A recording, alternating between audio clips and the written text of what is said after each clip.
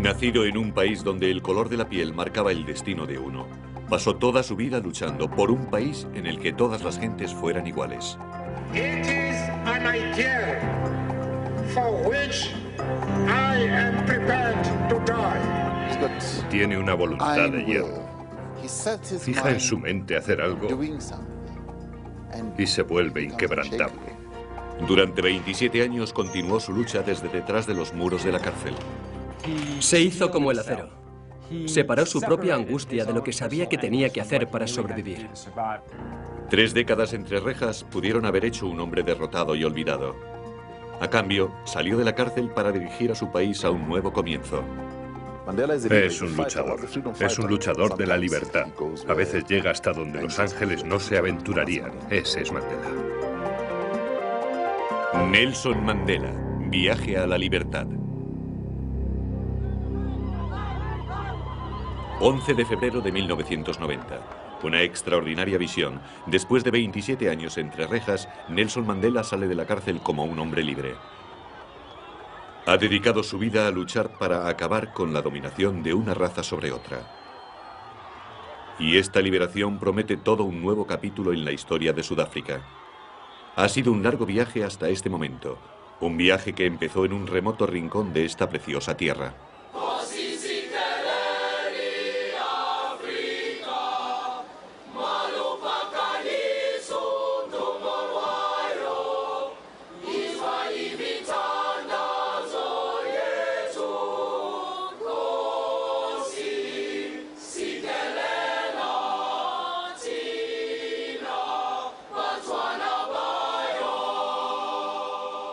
La región de Transkei de Sudáfrica es una tierra aislada de ondulantes colinas y chispeantes arroyos a lo largo de la costa del Océano Índico. Aquí, el 18 de julio de 1918, nació Nelson Mandela dentro de la realeza africana. Su padre, un jefe de tribu, llamó a su hijo Rolihlahla, que significa alborotador. El mundo del joven fue totalmente africano, invariable durante cientos de años. Creció en un mundo aparte. Básicamente era un mundo africano. No creció entre blancos y no tenía el sentimiento de inferioridad que tienen muchos africanos, porque era todo su mundo. Era el mundo de su madre y de su padre.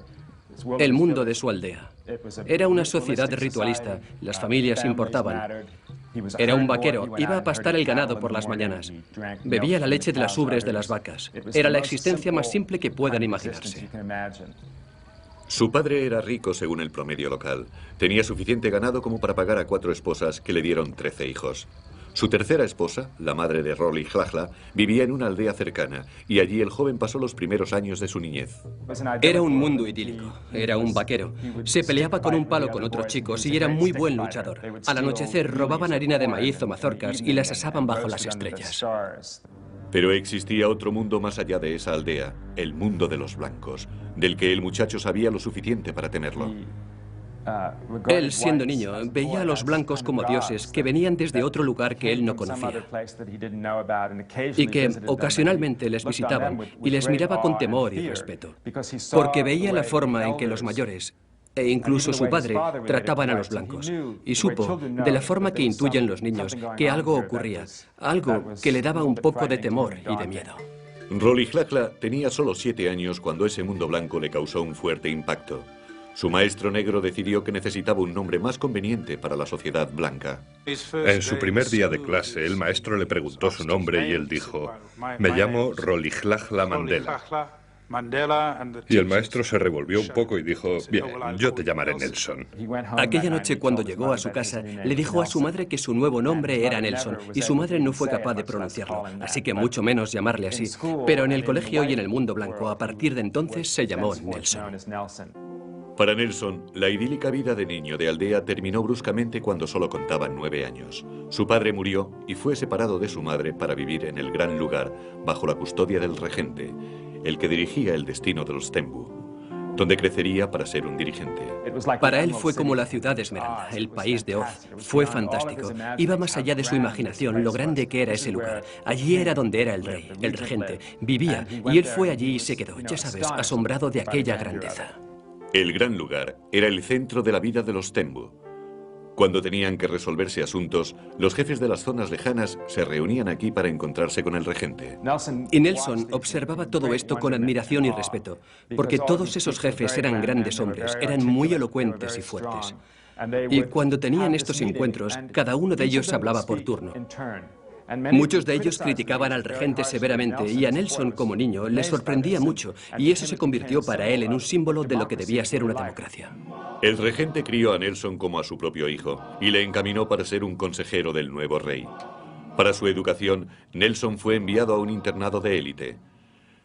Cuando terminó el internado le mandaron a la Universidad de Fort Hare, el Harvard de los negros de Sudáfrica. Allí se enfrentó con su primer dilema moral. Fue elegido como representante de los estudiantes en una votación que él consideraba injusta. Cuando rechazó el puesto, fue expulsado. El asunto fue de gran relevancia, pero Nelson lo vio como una cuestión de principios y no cedió.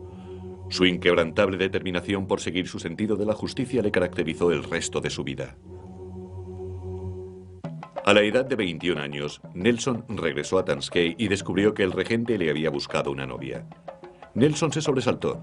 No estaba preparado para una vida de matrimonio, ni tenía intención de casarse con una chica local, así que se marchó a Johannesburgo. En 1941, Johannesburgo le abrió los ojos sobre la auténtica Sudáfrica. Aquí existía un mundo de injusticias debido a la separación de las razas. Era un mundo al que nunca antes tuvo que enfrentarse.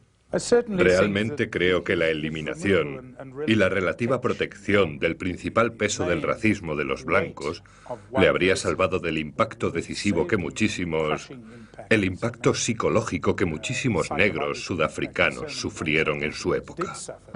En 1941, Sudáfrica no era solo un país de africanos dirigido por blancos. Era un país en el que los africanos se veían forzados a enfrentarse a su disminuido estatus cada día de su vida, de la mañana a la noche. La separación de los blancos definía totalmente la vida de los africanos, desde el hospital donde nacían hasta el autobús que les llevaba a casa en la ciudad donde vivían o a la escuela donde acudían. Cuando llegó a la edad adulta, su trabajo era el único entre los africanos, su casa la única entre los africanos, el tren que le llevaba a trabajar era únicamente para africanos, podían pararle en cualquier momento, en cualquier lugar, y obligado a mostrar su pase y documentos en los que se reseñaban las zonas donde podía entrar. Por primera vez en su vida, Mandela se vio a sí mismo como un hombre negro en una sociedad blanca. De una forma extraña, el racismo de la ciudad le definió como a un hombre negro. Y de alguna forma empezó el fuego interno del resentimiento que finalmente condujo a una rebelión en toda regla. Muy pronto, después de su llegada a Johannesburgo, cuando buscaba trabajo, le presentaron a Walter Sisulu, un prominente hombre de negocios africano, activista del Congreso Nacional Africano. Me impresionó al instante su porte, su manera de acercarse, y era brillante. Era un joven muy despierto. Sisulu se percató de la fuerza que como líder podía ejercer. Por entonces, el Congreso Nacional Africano era un grupo formado por activistas luchando por terminar con las injusticias raciales a través de los medios más moderados, boicots, cartas y peticiones. Para Sisulu, el conocer a un hombre educado tan regiamente como Nelson fue un sueño hecho realidad. Con la ayuda de Sisulu, Mandela empezó a trabajar como oficinista en una firma de abogados durante el día y por la noche continuaba con los estudios de leyes.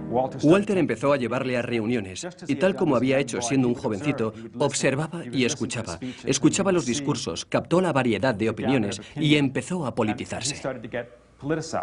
Mi enfoque era que tenía al hombre adecuado y si podía, quería desarrollarle lo máximo posible.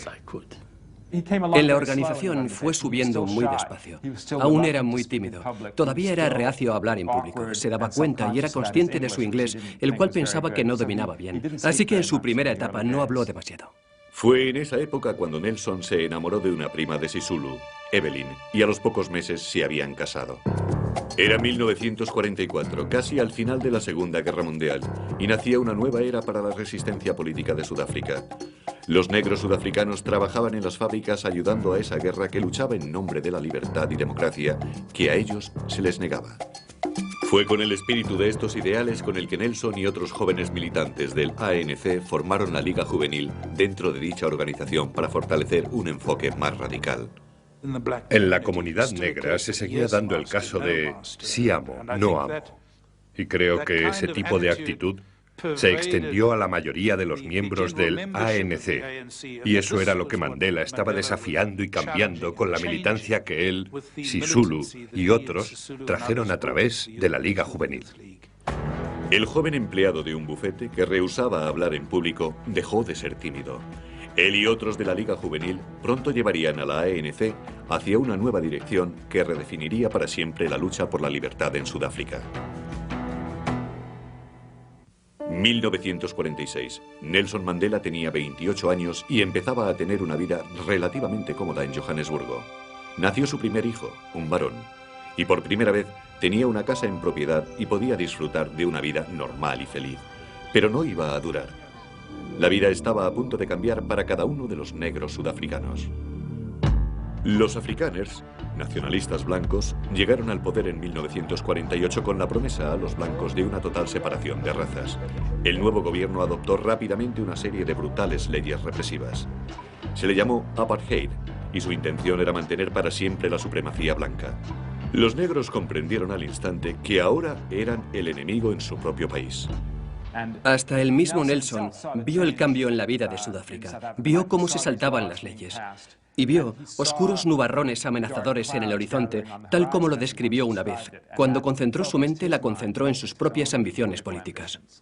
Decididos a defenderse, Mandela y demás activistas lanzaron la campaña de oposición, un programa de desobediencia civil sin violencia. La campaña se esparció como el fuego entre la comunidad negra, ciudad tras ciudad.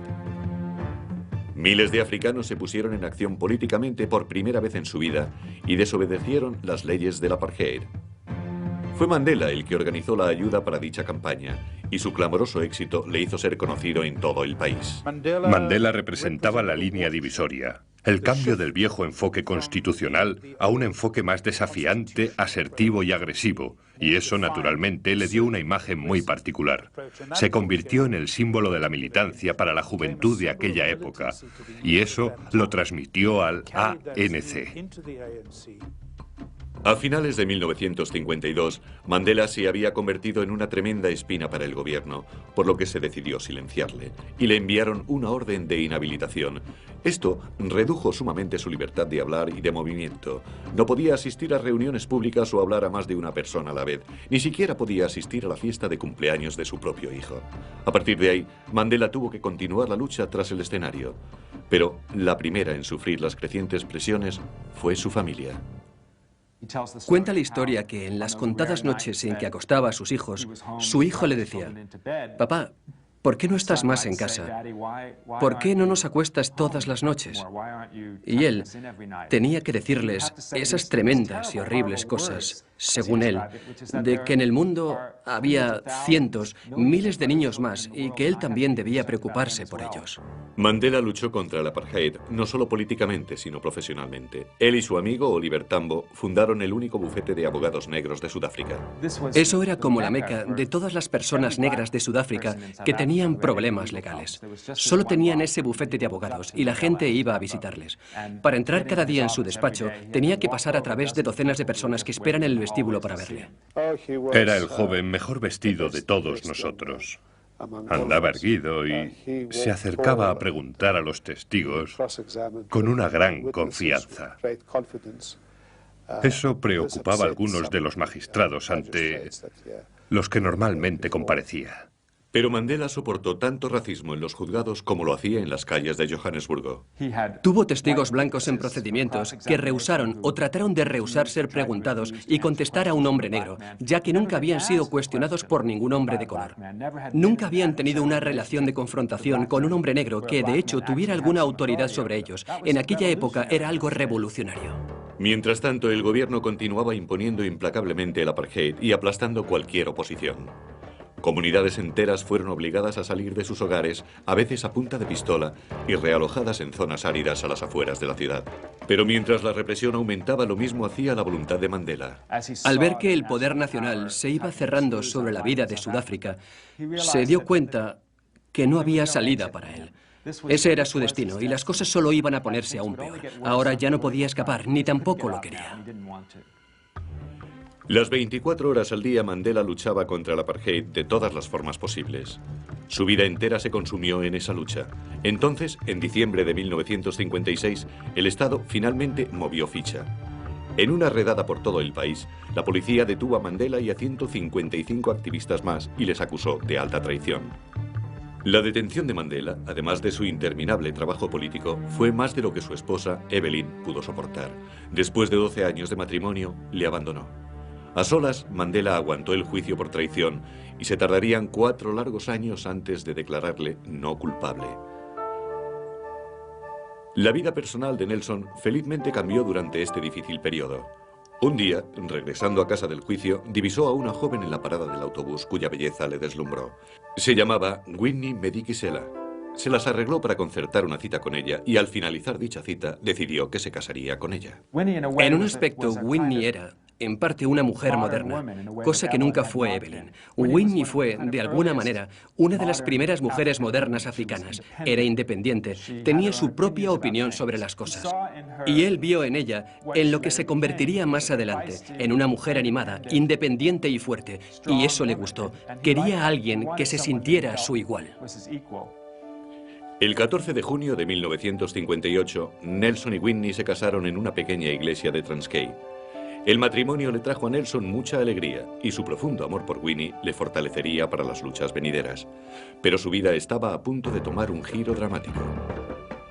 En 1960, una ciudad llamada Sharpeville mostró a Mandela la violencia que estaban dispuestos a cometer para impedir cambios. Ante una protesta, la policía disparó más de 700 veces sobre una muchedumbre de hombres, mujeres y niños negros. Mataron a 69 personas. Inmediatamente se produjeron disturbios por todo el país. El gobierno decretó el estado de emergencia y declaró ilegal al Congreso Nacional Africano. La combinación de esa masacre y la prohibición de la resistencia pacífica fue realmente la gota que colmó el vaso. Y en ese momento, el ANC, liderado por Mandela, no es que entonces fuera el dirigente de la organización, sino su pensamiento, llevó a la organización a adoptar una estrategia de guerrilla violenta. Con el Congreso Nacional Africano ilegal, Mandela se pasó a la clandestinidad. Un día era una figura pública y al siguiente había desaparecido. Cuando Mandela pasó a la clandestinidad, su figura de hombre se adornó de una imagen romántica. Se convirtió en un ídolo, en una figura gloriosa y heroica para todos los jóvenes negros sudafricanos, particularmente. En fin, a partir de entonces, quedaban todos petrificados con su nombre. Desde su escondite, formó el brazo armado del ANC, Mkhonto we Sizwe, el arpón de la nación, el cual empezó a llevar a cabo actos estratégicos de sabotaje. Para Mandela, ser un comandante secreto significaba pasar la vida escapándose, donde cada movimiento debía ser cuidadosamente planificado. Todo debía ser planeado con antelación. Dónde iba a pasar la noche, cómo iba a ir del punto A al punto B, se convirtió en un militar táctico solo en el sentido de que tenía que vivir su vida, porque tenía que planificarla como una elaborada campaña todos los días.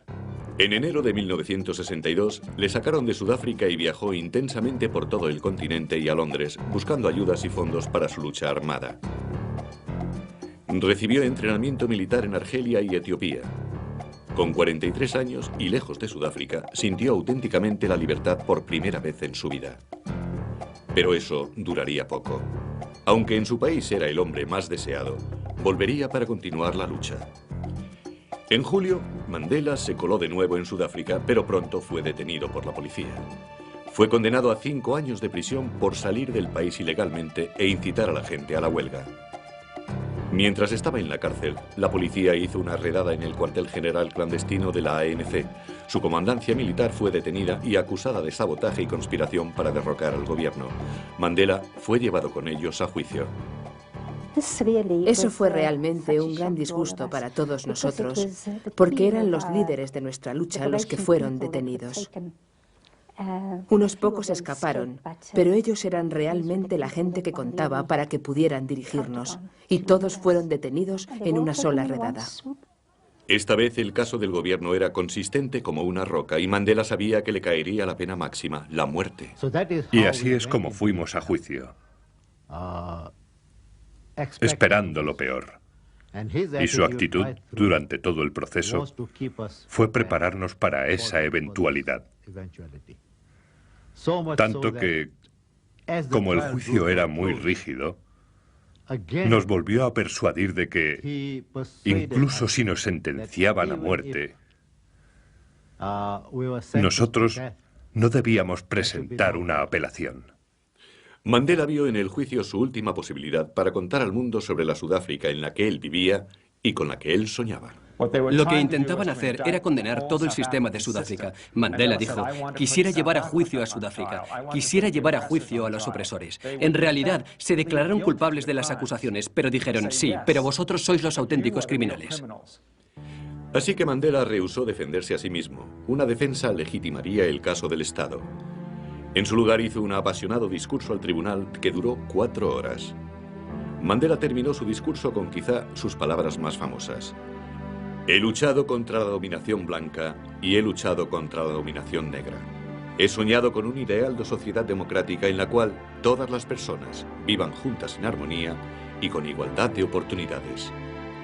Es un ideal que me hace querer vivir para conseguirlo, pero si es necesario, es un ideal por el que estoy dispuesto a morir. Esas serían las últimas palabras que expresaría en público durante casi 30 años. El 12 de junio de 1964, en la Corte Suprema de Pretoria, Sudáfrica, Nelson Mandela, de 45 años, fue condenado con otros 7 más por conspiración para derrocar el gobierno. Fueron sentenciados a cadena perpetua para ser cumplida en Robben Island, el Alcatraz de Sudáfrica, una isla rocosa y árida, rodeada de un mar embravecido, a 12 kilómetros de la costa Ciudad del Cabo. Nos lo dijeron claramente. Nuestra misión es doblegar vuestro espíritu. Y eso es lo que vamos a hacer. Dentro de 5 años, nadie se acordará del nombre de Mandela. Robben Island era un lugar inimaginablemente duro, totalmente aislado del mundo exterior, un lugar donde la vida y el tiempo parecían congelarse. Aquí no se permitían los relojes, ni periódicos. Las luces estaban encendidas las 24 horas al día. En su primer año de estancia, a Nelson solo se le permitió una visita de su mujer, Whitney. Pasarían otros 2 años hasta que pudiera volver a verla. Y pasarían 20 años hasta que tan siquiera pudiera tocarle la mano. En Robben Island, el apartheid era incluso más brutalmente impuesto que en el exterior. Incluso en las necesidades básicas de la vida, Mandela y los otros prisioneros negros recibían lo mínimo de todo. Cuando tuvimos que ponernos la ropa de la cárcel, a ellos les dieron a todos pantalones cortos y a mí me los dieron largos. A ellos no les dieron calcetines. Y el reglamento estipulaba que deberían llevar sandalias, pero les dieron zapatos como un favor.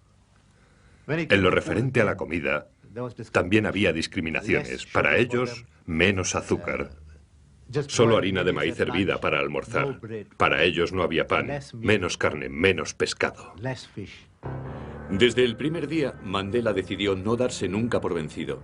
No permitir jamás rendirse. Nunca se sometería a la falta de respeto o malos tratos. Al contrario, pediría el respeto debido a cualquier hombre. Fue esa certeza sobre lo que es justo lo que permitió a Nelson sobrevivir aquí. Si entras en la cárcel con un estado mental negativo, es el infierno. Cada segundo allí puede ser el infierno. Pero cuando entras con un espíritu positivo, tal como entramos nosotros en la isla, nuestra cárcel, sabiendo que la lucha es en otro terreno, es duro. Y ellos lo intentaron todo para doblegarnos, pero fracasaron. Donde Mandela y los demás se aferraron a sus principios fue en la cantera de piedra caliza. Cada día, durante 13 años, desfilaban hasta aquí y desde la mañana a la noche, bajo un sol abrasador, realizaban el matador y atroz trabajo de partir piedras. Pero también dejaron claro cómo deberían o no ser tratados. No correríamos. Nunca les llamaríamos jefe. Trabajaríamos a la velocidad que pudiéramos hacerlo. No íbamos a matarnos trabajando. Cuando nos exigían que al partir piedra debíamos tener un cesto lleno de ellas, les decíamos que hacíamos lo que podíamos. Una vez se dieron cuenta que estábamos decididos a hacerlo, no había forma en la que pudieran obligarnos. Tenían que hablar con nosotros. Reconocieron el liderazgo, lo que generalmente es algo difícil en la cárcel. Así que reconocieron que Mandela, Nelson, era el líder.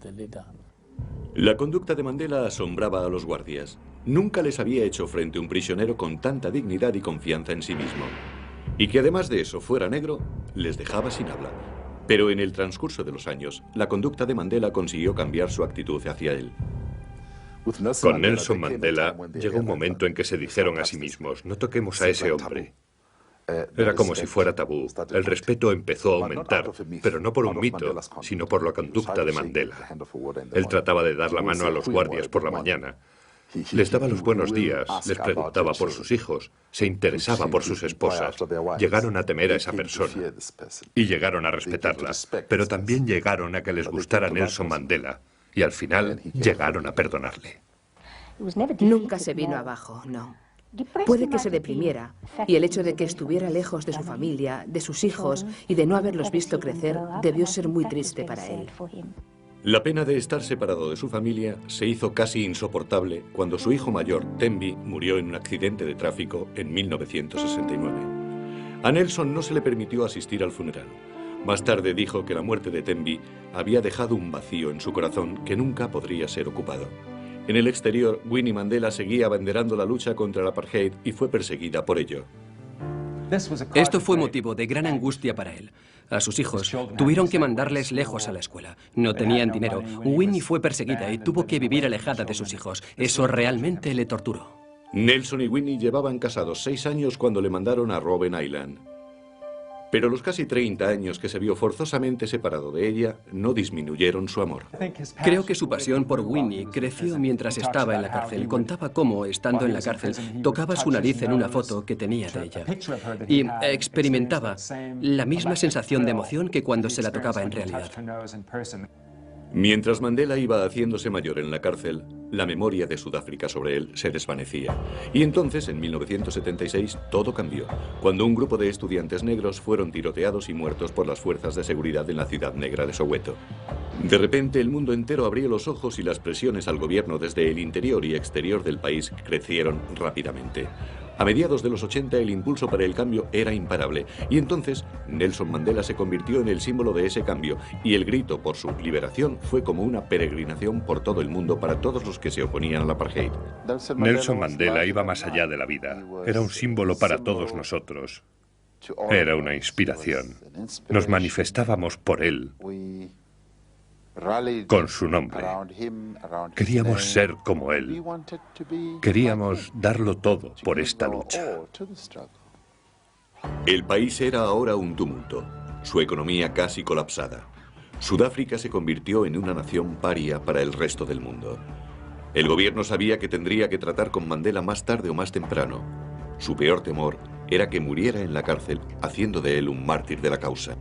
En 1985 se tomó un paso decisivo. Se liberaría a Nelson Mandela si él renunciaba a la violencia, pero él rechazó la oferta categóricamente. My father says, I cannot and will not give any undertaking at a time when I and you, the people, are not free.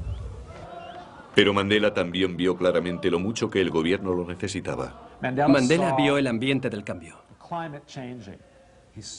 Vio el odio sobre el cual se sustentó el apartheid por todo el resto del mundo. Vio que cambiaba la situación y que cambiaba a su favor. También vio que el gobierno abría algo la mano. El gobierno buscaba una vía para salir de ese lío. En 1985 Mandela entabló reuniones secretas con el gobierno que durarían 5 años. Reuniones que sentarían las bases para el inevitable final de toda la supremacía blanca. Muy despacio el gobierno empezó a preparar a Mandela para su eventual libertad. Ahora sabemos que por aquel entonces Mandela era, de hecho, llevado por todo el país, preparándolo silenciosamente para su liberación, ya que había sido apartado de la vista de toda una generación. Nadie sabía cómo era. Apareció en playas, entró en tiendas, pero nadie le reconoció. En fin, realmente era una de las más extraordinarias situaciones. Todas las personas del mundo conocían su nombre, pero él podía andar por las calles de Ciudad del Cabo y no ser reconocido. En septiembre de 1989, con la elección del pragmático de Klerk como presidente, los acontecimientos empezaron a ir más rápido de lo que se esperaba. Al cabo de un mes, Walter Sisulu y los demás encarcelados por traición fueron liberados. Al cabo de 2 meses, el gobierno empezó a anular las leyes del apartheid. A principios de febrero de 1990, el ilegal ANC fue declarado legal. Y luego, el 10 de ese mismo mes, noticias electrizantes. I am now in a position to announce that Mr. Nelson Mandela will be released at the Victor Verster prison on Sunday, the 11th of February, at about 3 p.m. El ambiente en el país esa noche fue indescriptible. Al día siguiente, una leyenda. El hombre más famoso en Sudáfrica, pero un hombre que no había sido visto en casi 30 años, aparecería a la luz del público para cambiar la historia de la nación.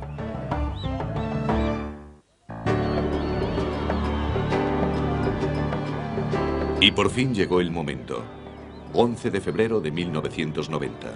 Después de casi 30 años, Nelson Mandela, con 71 años, era al fin un hombre libre. It just seemed like spring was happening in the middle of winter.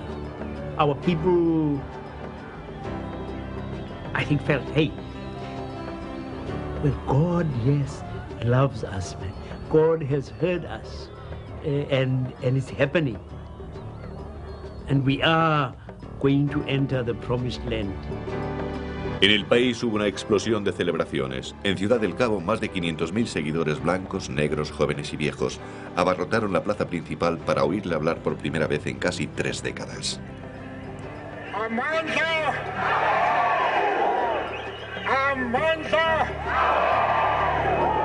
Y África!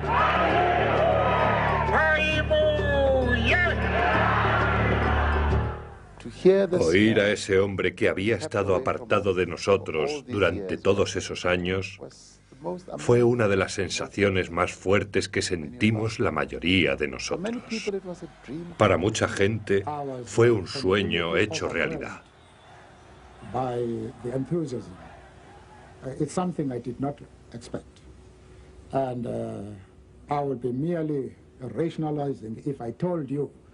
That I am able to describe my own feelings. It was breathtaking. Es difícil comprender el cambio en la vida de Mandela. Ha pasado la mejor parte de 30 años en las entrañas de una cárcel de Sudáfrica. Hoy ha sido una estrella, el centro de la atención mundial. Quizá porque nunca dudó que ese día llegaría. Lo sobrellevó todo con extraordinaria dignidad. Mandela entendió lo mucho que contaba él para Sudáfrica. El país estuvo cerca de enzarzarse en una guerra civil. El gobierno vio en él la oportunidad para salvaguardar la paz y estabilidad. Y los sudafricanos negros vieron en él la mejor esperanza para la igualdad. All of what we were looking for, his release would indicate that, hey, we are crossing the Jordan. Pero para Mandela, su liberación solo significaba una cosa: la oportunidad de continuar con su larga lucha para que Sudáfrica se convirtiera en un hombre, un voto, y que ningún hombre controlara a otro. Tan solo 3 meses después de su liberación, Mandela fue elegido para liderar el Congreso Nacional Africano en un primer e histórico encuentro oficial con el gobierno. Después de 3 días, ambas partes se comprometieron a un cambio pacífico. Los testigos puede que no sospecharan lo implacables que habían sido esos enemigos. Creo que se dio cuenta con tiempo que para crear una Sudáfrica unida y no racial tenía que hacerse de forma que estuviera desprovista de amargura. No podía mostrar resentimiento, debía ser más fuerte que todo eso. Y mientras viajaba por todo el mundo, fue honrado como uno de los líderes mundiales y aclamado como un héroe. Pero de vuelta a casa, Mandela y el gobierno se enfrascaron en 3 duros años de negociaciones y demostró ser un maestro en política. Sin ceder nunca sobre los principios básicos, Mandela también sabía exactamente cuándo transigir. He is also someone who, as an astute politician, tries to make sure that you give space to the other person. Give the other person the opportunity of being able to save face. Don't rub his nose in the dust. Don't kick him when they're down. Pero a pesar de sus grandes cualidades para la negociación, no pudo salvar las no reveladas relaciones con su esposa. Mientras Winnie se había vuelto más autócrata y radical a través de los años, su imagen pública se había deteriorado. Ahora estaba relacionada con el secuestro y agresión a un joven que acabó con su vida. Fue acusada de cargos criminales, fue condenada por secuestro, pero le dieron la libertad condicional y una multa. Durante el proceso, Mandela estuvo a su lado. Pero después se revelaron nuevos escándalos, un asunto con su joven abogado y aseveraciones sobre finanzas fraudulentas. Él es un hombre de una enorme lealtad. Sentía que ella había estado a su lado durante los 27 años que él había estado en la cárcel después de pocos años de matrimonio. Y él iba a estar junto a ella para bien o para mal. Pero al mismo tiempo, se sentía enfadado y traicionado por ella, con la única persona que podía estar íntimamente. De pronto, ya no le era leal. A pesar de los profundos sentimientos por Winnie, a Mandela no le quedó más alternativa. Anunció que iba a abandonarla. Que un amor tan duradero y profundo terminara de esta manera fue devastador para él. I part from my wife with no recriminations. I embraced her with all the love and affection I have nursed for her inside and outside prison. Ladies and gentlemen, I hope you'll appreciate the pain I have gone through. Pero no obstante, el dolor que sentía por Winnie estaba consiguiendo extraordinarios logros en el escenario político. Las primeras elecciones libres de Sudáfrica fueron programadas para abril de 1994. Por primera vez en más de 300 años, desde que nació como país, los negros sudafricanos tendrían el poder para elegir sus gobernantes. Mandela había luchado contra el racismo oficial de Sudáfrica casi toda su vida y ganó del gobierno mucho más de lo que cualquiera hubiera podido ganar. Él tiene una voluntad de hierro. Si quieren saber de dónde saca la energía, pues él fija su mente en hacer algo y es inquebrantable. No hubiéramos podido negociar el final del apartheid sin Nelson Mandela.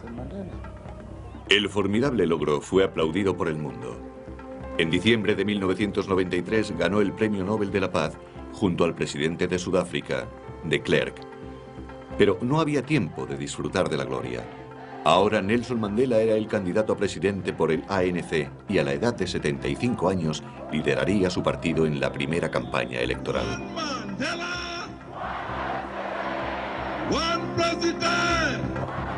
Según las apariencias, parecía un hombre con la mitad de años. Su energía parecía ilimitada mientras recorría todo el país. Por fin llegó el día de las elecciones. El 27 de abril de 1994, los negros de Sudáfrica se congregaron a millones para votar.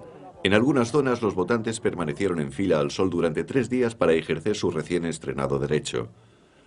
Ante la sorpresa de nadie, el Congreso Nacional Africano se hizo con la victoria, con Mandela a la cabeza. Creo que nunca dudó que el ANC llegaría algún día a gobernar. Sé que puede parecer una ilusión, pero esa era gran parte de su fuerza, la enorme confianza en sí mismo, una gran confianza en la organización y su gran fe en la inevitabilidad de la causa. 10 de mayo de 1994, en la Union Building de la capital de Sudáfrica, Pretoria, una vez el bastión del poder blanco, Nelson Mandela hizo el juramento como presidente. Never, never, and never again shall it be that this beautiful land will again experience the oppression of one by another. Let freedom reign. God bless Africa. De vaquero en Transkei, a prisionero y a presidente. Nelson Mandela prometía a Sudáfrica un nuevo comienzo. En mayo de 1994, Nelson Mandela se convertía en presidente de Sudáfrica en una victoria aplastante. Ahora se enfrentaba a la enorme tarea de reconciliar a la gente de un país dividido y satisfacer las esperanzas de la vasta mayoría negra. Los quehaceres del día a día eran desalentadores.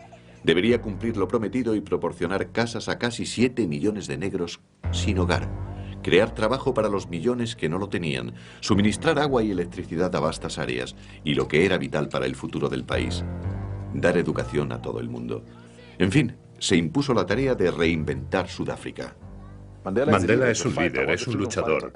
Fue un luchador de la libertad y es una persona que puede tomar decisiones muy, muy difíciles. A veces llega hasta donde los ángeles les da miedo llegar. Ese es Mandela. Pero inevitablemente llevar a cabo sus promesas ha tardado más de lo esperado, aunque ya se han producido cambios en la vida de muchos. Ahora tienen garantizada asistencia médica a las mujeres embarazadas y a los niños hasta 6 años. Y cada escolar tiene garantizado un sándwich gratis para el almuerzo. Por lo demás, parece que la gente tiene la voluntad de esperar de momento, cuando menos. Ven a Mandela como a un hombre de palabra, cuyas promesas a la larga cumplirá. Incluso aquellos que dudaban de él, y muchos de los que tenían temor de sus reglas, están empezando a aceptar su liderazgo. I just think, that we are an incredibly blessed country. And of course, people now realize it. People who used to vilify him as a terrorist and so forth. Everyone is eating out of his hand now. Everyone. Pero naturalmente Mandela también tiene críticas, y una de las más notables es Winnie Mandela. Le acusa de estar demasiado preocupado disipando los temores a los blancos. En marzo de 1995 Mandela la echó de su gabinete por no colaborar y un año más tarde su ruptura personal fue definitiva. Se divorció después de 38 años de matrimonio.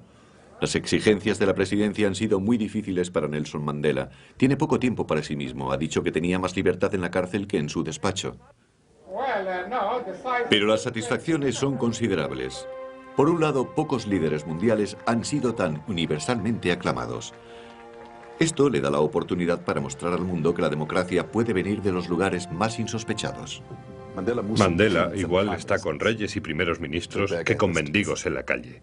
La mayoría de las veces su mano es estrechada por gente corriente, principalmente pobres.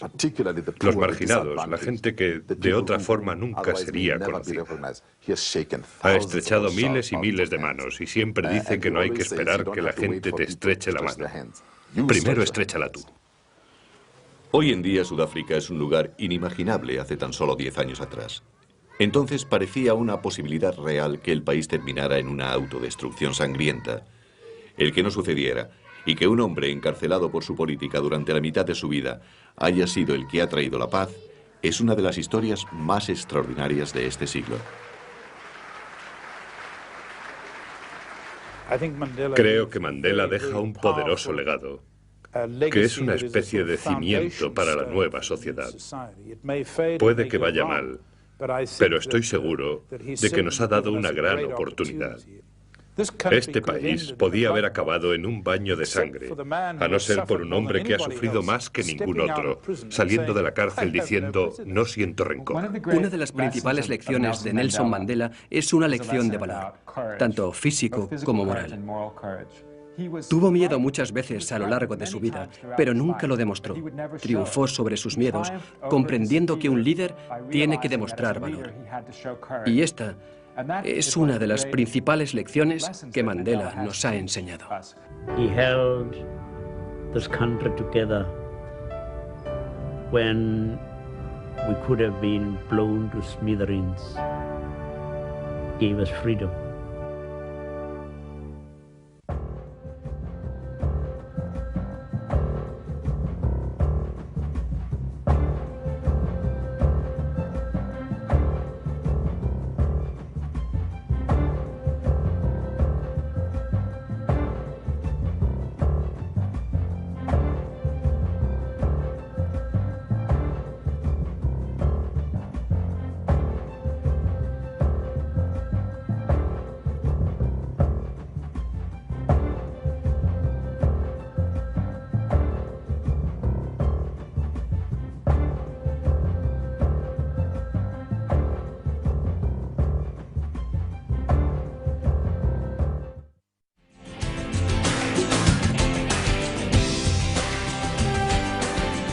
Canal de Historia.